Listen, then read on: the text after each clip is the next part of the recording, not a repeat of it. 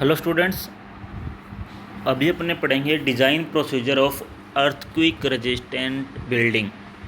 Earthquake resistance building बनानी है तो उसका डिज़ाइन प्रोसीजर क्या है, मुझे क्या क्या स्टेप्स फॉलो करने हैं।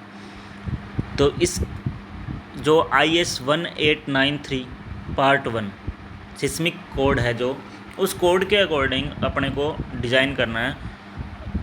और इसमें अपने मेनली जो बेस शियर है, जो लेटरल लोड एक्ट होगा बिल्डिंग पर, वो अपने इस कोड के अकॉर्डिंग कैलकुलेट करेंगे। तो सबसे पहले अपने को इसका स्टेप 1 है to calculate lumped mass to various floor level. इसका मतलब हो गया कि अलग अलग फ्लोर्स पर मुझे क्या करना है, डाइव लोड और डेड लोड कैलकुलेट करना है और उस मास को एक्ट करवाना है। न्यूमेरिकल सॉल्व करेंगे, उसमें बताऊंगा मैं। जैसे अपने को डेड लोड कैलकुलेट करना है एक फ्लोर का, तो उसमें क्या क्या कंपोनेंट आएंगे। स्लैब आएगा, वहाँ पर स्लैब के बाद वहाँ पर बीम आएंगे, बीम के बाद वॉल आएगा, कॉलम आएगा। ठीक है, एक पर्टिकुलर फ्लोर की बात करूँ तो रूफ़ की बात पहले करता हूँ। तो रूफ़ में ऊपर अगर कॉलम ऊपर नहीं है, कॉलम रूफ़ में जो बॉटम वाले कॉलम होंगे उसका हाफ पोर्शन कंसिडर करेंगे। सेम ऐसे ही वॉल में कंसिडर करेंगे। अगर एक फ्लोर आ रहा है तो फ्लोर में अपने नीचे अगर फर्स्ट फ्लोर है तो ग्राउंड फ्लोर के अकॉर्डिंग वहाँ पर जो कॉलम होगा हाफ मास उसका आएगा। ऐसे ही उससे ऊपर वाले फ्लोर का भी हाफ मास लेंगे कॉलम का, तो वहाँ पर 1 कंसिडर कर लेंगे। जो कैलकुलेशन होगी मैं बताऊँगा। बस स्टेप्स हैं कि डेड लोड कैलकुलेट करना है मुझे डिफरेंट फ्लोर्स पर, और वहाँ पर मुझे लाइव लोड कंसिडर करना है। लाइव लोड की भी कंडीशन है, चलो अभी बता देता हूँ मैं। लाइव लोड की वैल्यू अगर 3 किलो न्यूटन पर मीटर स्क्वायर से कम है या उसके बराबर है, ध्यान रखना, 3 किलो न्यूटन पर मीटर स्क्वायर से लाइव लोड की वैल्यू ज़्यादा है, कम है या फिर उसके बराबर है, तो अपने लाइव लोड का 25% कंसिडर करेंगे। और अगर लाइव लोड की वैल्यू 3 किलो न्यूटन से ज़्यादा है तो अपने 50% कंसिडर करना है। न्यूमेरिकल में और करेंगे अपनी बात इसकी। नेक्स्ट स्टेप है to calculate fundamental natural time period. जो फंडामेंटल नेचुरल टाइम पीरियड है वो कोड के अंदर फॉर्मूले हैं। मैंने एक फार्मूला लिखा है कोड के अंदर, इसके 2 फार्मूले हैं, 3 फार्मूले हैं वो अपने कोड का पेज भी मैंने इसमें आगे बताया हुआ है। तो उसमें देखेंगे कि मुझे पहले टाइम पीरियड कैलकुलेट करना है। ये टाइम पीरियड आगे अपने हॉरिजॉन्टल एक्सेलरेशन कोफिशिएंट कैलकुलेट करते हैं तो उसमें ये काम आएगा। तो ये पहले अपने ये कैलकुलेट करेंगे। तो TA का फॉर्मूला है 0.09h/√d, और h यहाँ पर हाइट ऑफ बिल्डिंग है और d बेस डायमेंशन है। ये अपने को IS 1893 पार्ट 1 के पेज नंबर 24 पर मिलेगा, पेज नंबर 24। ये मैंने आगे पेज लगाया हुआ है। ये देखो, fundamental natural time period calculate करने का पहला ये फार्मूला है 0.075 h⁻0.75। ये RCC फ्रेम बिल्डिंग के लिए है, ठीक है। और जो 0.085 है h⁻0.75 है वो स्टील फ्रेम बिल्डिंग के लिए, ठीक है। ऊपर वाला RCC के लिए, नीचे वाला फ्रेम बिल्डिंग के लिए। ये भी फॉर्मूले अपने यूज़ कर सकते हैं। ये IS कोड के पेज नंबर 24 पर है, ठीक है। और जो फार्मूला मैंने वहाँ पर नोट्स में लिखा है वो फार्मूला ये रहा। ये अपने मोमेंट रजिस्टिंग फ्रेम बिल्डिंग है जिसमें ब्रिक वॉल यूज़ की हुई है इनफिल पैनल में, तो अपने ये वाला फार्मूला यूज़ करेंगे, ठीक है। देखो, ये वाला फार्मूला उस वाले फार्मूले को यूज़ कब करना है, इसमें लिखा हुआ है moment resisting frame building without brick infill panel.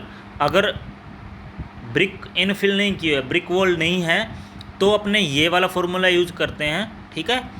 और अगर ब्रिक इनफिल यूज़ की हुई है, ठीक है, विद ब्रिक इनफिल पैनल, इसमें लिखा, उस वाले में विदाउट था, इसमें विद है, तो अपने को TA का ये वाला फार्मूला यूज़ करना है, ठीक है। इसके मल्टीप्लाई में h चाहिए। फार्मूला यहाँ पर थोड़ा सा मिसप्रिंट है, 0.09h/√d, ठीक है। वहाँ फार्मूला मैंने नोट्स में से लिखा है।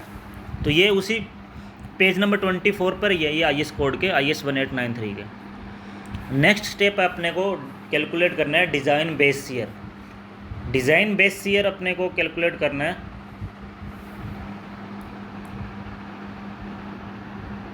तो इसमें ये VB बेस शियर का फॉर्मूला है VB/AH/W, और यहाँ पर W क्या है, टोटल सिस्मिक वेट है, और जो AH है ना वो हॉरिजॉन्टल सिस्मिक कोफिशिएंट है। आगे वो जो वेट लिखा है वो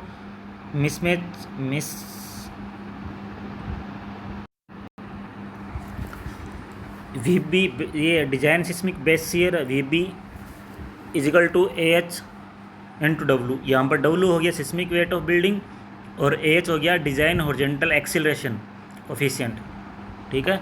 एच यहाँ पर ये मैंने कोड से लिया है, ये क्लिक, ठीक है। तो ये नोट्स में आ जाते हैं अपने अभी। तो V B A H into W है, और ए एच का फॉर्मूला Z/2 I/R SA/G, ये फार्मूला ए एच का, ये भी कोड के अंदर फार्मूला है। और इसके अंदर जो इसके अंदर Z है वो जोन फैक्टर है, ये पेज नंबर 16 से मिलेगा। I है वो रिस्पॉन्स, I इम्पोर्टेंस फैक्टर है, वो पेज नंबर 18 से मिलेगा, टेबल नंबर 6। R है वो रिस्पॉन्स रिडक्शन फैक्टर है, वो मिलेगा पेज नंबर 23 से, टेबल नंबर 7। और SA/G average response acceleration coefficient है, ये पेज नंबर 16 से मिलेगा, ठीक है। तो अभी अपने चलते हैं, ये रहा AH का फॉर्मूला, ठीक है। इसमें सारी वैल्यूज़ कौन कौन सी है वो अपने डिस्कस कर चुके हैं। Z जोन फैक्टर है, पेज नंबर 16 पे होगा ये, ठीक है। I इम्पोर्टेंस फैक्टर है, R रिस्पॉन्स रिडक्शन फैक्टर है। तो ये जोन फैक्टर ये रहा। जोन फैक्टर में Z की वैल्यू कैसे कैलकुलेट करनी है, ये जोन पे डिपेंड करेगा। अपने को क्वेश्चन में जोन दिया होगा, भी अपने जो बिल्डिंग है वो लोकेटेड कौन से जोन में लोकेटेड है। सेकंड में है तो 0.10 ले लेंगे Z की वैल्यू, थर्ड में है तो 0.16 ले लेंगे, ऐसे ही आगे, ठीक है। तो Z की वैल्यू अपना इस वाली टेबल से लेनी है, ये पेज नंबर 16 पर है कोड में।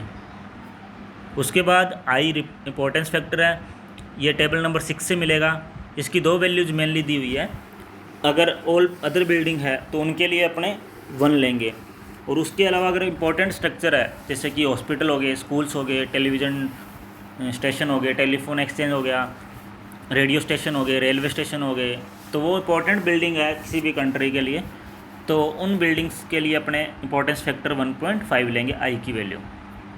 उसके बाद ये पेज नंबर 18 पे ये टेबल नंबर 7 है, वहाँ से मुझे क्या करना है कि रिस्पॉन्स रिडक्शन फैक्टर की वैल्यू कैलकुलेट करनी है R की।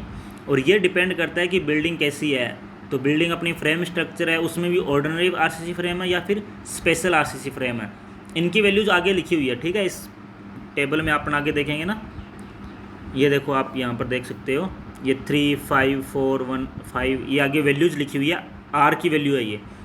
टाइप्स ऑफ बिल्डिंग क्वेश्चन में गिवन होगा कि मुझे कैसी बिल्डिंग बनानी है, और उसके अकॉर्डिंग मुझे R की वैल्यू क्या लेनी है, ठीक है। ये इस टेबल से मिलेगी अपने को R की वैल्यू। सभी टाइप्स की बिल्डिंग लिखी हुई है इसके अंदर, जो अपने को बिल्डिंग है उस बिल्डिंग के अकॉर्डिंग अपने R की वैल्यू इस टेबल से कंसिडर करेंगे। उसके बाद बात है SA/G की, तो SA/G जोन फैक्टर वाले पेज पे मिलेगा, पेज नंबर 16 पर। तो SA/G जो है वो दो चीज़ों पर डिपेंड कर रहा है, आप देख सकते हो यहाँ पर कि पहले तो जो अपने फाउंडेशन बना रहे हैं वहाँ पर सॉइल कैसी है, रॉकी और हार्ड सॉइल है, या फिर मीडियम सॉइल है, या फिर सॉफ्ट सॉइल है। पहले ये तीनों चेक करेंगे। उसके बाद देख सकते हो आप ये T पर डिपेंड कर रहा है। ये T है नेचुरल टाइम पीरियड, जो अपने सेकंड स्टेप में कैलकुलेट किया था T, उस पर डिपेंड कर रहा है। तो अगर मैं फर्स्ट कंडीशन की बात करूं, अगर T की वैल्यू मेरी 0 से 0.10 के बीच में आ रही है, तो मुझे SA/G का फॉर्मूला कौन सा लगाना पड़ेगा, 1 + 15T, और T यहाँ पर क्या है, natural time period.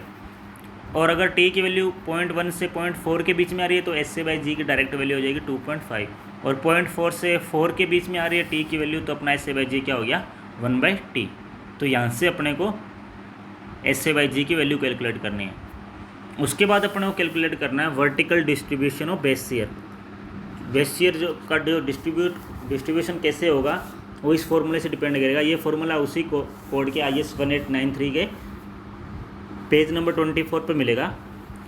QI = VB base shear जो भी थोड़ी देर पहले कैलकुलेट किया था, into WI/HI² divide by summation of WI/HI²। अब यहाँ पर VB तो अपने को पता है बेस शियर है। QI क्या है, QI है डिज़ाइन लेटरल फोर्स। अपने को लेटरल फोर्स कैलकुलेट करना है, तो लेटरल फोर्स है और कौन से फ्लोर का है, ith फ्लोर का है। ऐसे ही WI क्या है, जिस फ्लोर पर मुझे लेटरल फोर्स कैलकुलेट करना है उस फ्लोर का सिस्मिक वेट है।